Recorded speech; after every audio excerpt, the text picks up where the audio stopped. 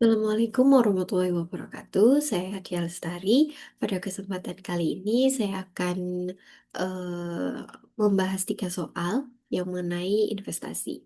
Yang pertama yaitu tujuan dari investasi, mengapa tujuan antara individu dan perusahaan itu berbeda. Pertama, secara umum tujuan investasi yaitu meningkatkan kesejahteraan finansial untuk saat ini maupun di masa yang akan datang melalui pertumbuhan aset dan pendapatan. Kemudian perbedaan tujuan investasi antara individu dan perusahaan itu biasa terletak di skala, kemudian prioritas dan jangka waktu. Biasanya tujuan investasi individu itu untuk tujuan pribadi, seperti dana pensiun, kemudian pendidikan anak, atau realisasi tujuan finansial yang berfokus pada tujuan pribadi. Kemudian biasanya jangka waktunya lebih pendek dan resiko yang lebih ringan.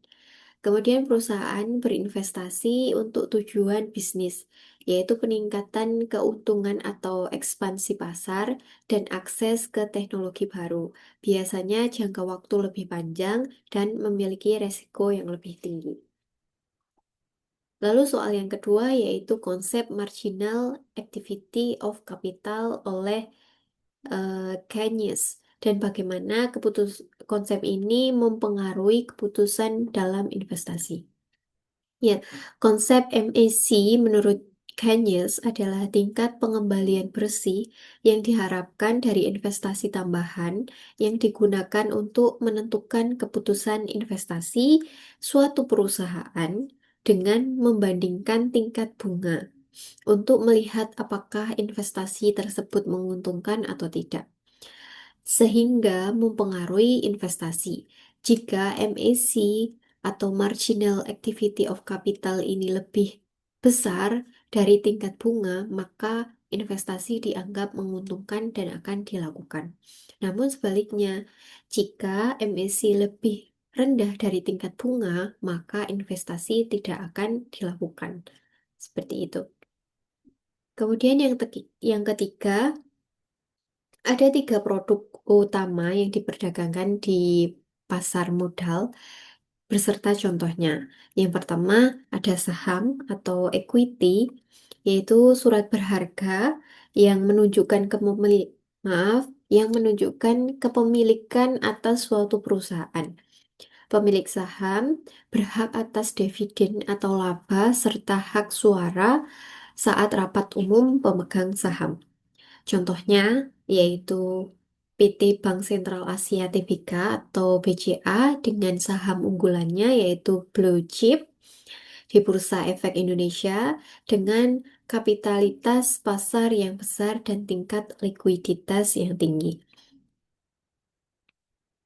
Lalu yang kedua ada bond atau obligasi, yaitu surat utang yang diterbitkan oleh suatu perusahaan atau pemerintah dengan perjanjian untuk membayar pokok beserta bunga dalam jangka waktu yang telah ditentukan. Biasanya investor ini akan memperoleh dari bunganya atau keuntungan dari bunga atau kupon. Contohnya yaitu obligasi negara retail ORI 024 yang diterbitkan oleh pemerintah yang merupakan surat utang negara yang bisa dibeli oleh masyarakat retail melalui mitra distribusi seperti bank atau sekuritas. Kemudian reksadana atau mutual fund yang merupakan tempat penghimpun dana dari masyarakat, kemudian dikelola oleh manajer investasi untuk diinvestasikan ke berbagai instrumen seperti saham, obligasi, dan pasar uang.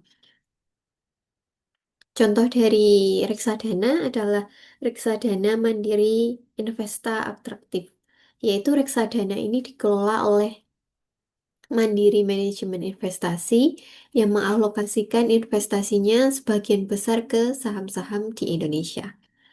Oke, terima kasih. Sekian pembahasan dari saya. Saya akhiri. Wassalamualaikum warahmatullahi wabarakatuh dan sampai jumpa.